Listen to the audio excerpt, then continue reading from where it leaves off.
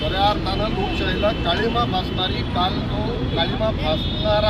काल तो दुर्दैवी अशा पद्धतीचा निर्णय झाला। त्या निर्णयाचा निषेध करण्यासाठी वाशिम जिल्ह्याच्या वतीनं आम्ही सगळे युवा सेना, शिवसेना, युवती सेना या सगळ्या महिला आघाडी या सगळ्याच्या वतीनं हा निषेध वाशिम जिल्ह्याच्या वतीनं करतोय।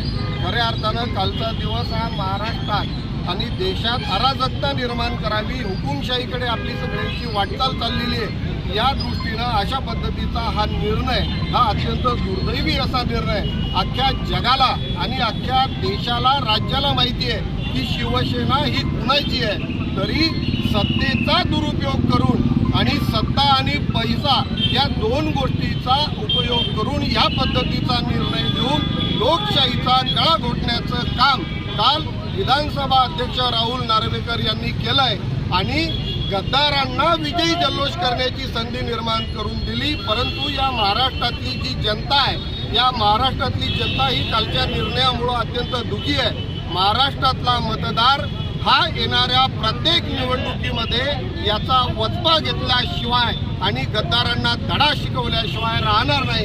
याच्यासाठी आजचा हा निषेध कार्यक्रम आहे। असं वाटत नाही का भाजपकडून वेळ काढूपणा सुरू आहे येत्या विधानसभापर्यंत असे निर्णय देऊन?